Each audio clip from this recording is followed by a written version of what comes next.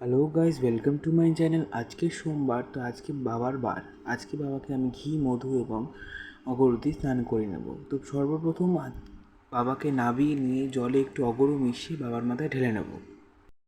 তারপর দেব মধু, ঘি দিয়ে ভালো করে মাখিয়ে নেব বাবাকে। তারপর আবার একটু জল দিয়ে ধুয়ে নেব।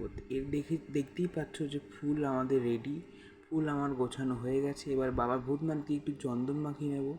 এরপর মা মহামায়াকে স্নান করে নেব, যেহেতু খুব গরম, এবং বাকি দেব দেবীদেরও স্নান করিয়ে নেব। এবার গণেশ বাবাকেও স্নান করে নিচ্ছি। এবার বাবাকে ভালো করে চন্দন মাখিয়ে নেব, বাবাকে, নাগকে, ত্রিশূলকে আর নন্দী মহারাজকে। এবার বাবাকে একটা সুন্দর দেখে আকন্দের মালা পরিয়ে নিচ্ছি। এবার বাবাকে দেবো একটা নিখুঁত বেলপাতা, তারপর জবা ফুল আর নীলকণ্ঠের একটা ফুল।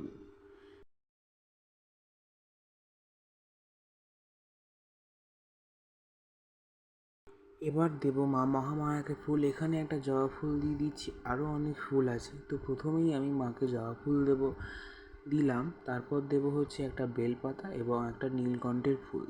আর তারপর দেব গাঁদা ফুল, অন্যান্য সাদা ফুল, কুচো ফুল। তো দেখতেই পাচ্ছ সব দেবদেবদেরকেই ফুল দেওয়া হয়ে গেছে এবং সুন্দর করে সিংহাসনটাও সাজিয়ে নিয়েছি। মা বজরংবলী, মা কালী, মা লক্ষ্মী, বাবা গণেশ, মা ধনলক্ষ্মী, বাবা লোকনাথ, মা সরস্বতী এবং রামকৃষ্ণদেবকেও ভালো করে ফুল দিয়ে দিয়েছি। মায়ের ত্রিশূলকেও ভালো করে ফুল দিয়ে দিয়েছি। এবার ভোগ দেওয়া হয়ে গেছে। এই ভোগটা হচ্ছে মা মহামায়ার। এবার হবে আরতি। তো আমি সমস্ত দেবদেবীকে এবং মহামায়া বা ভূতনাথকেও আরতি করে নেব। এরপর হচ্ছে কর্পূর আরতি। এই কর্পূর আরতি আমি বিশেষত মা মহামায়াকে দিই। তারপর হবে দীপ আরতি, তারপর হবে চামর আরতি। এই দিয়ে আমি ভিডিওটাকে শেষ করলাম।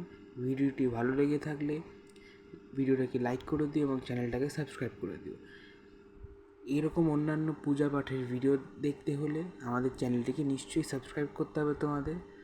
সো এবার মহামায়ার নাম নিয়ে নেক্সট ভিডিওতে দেখা হচ্ছে। Till then, by.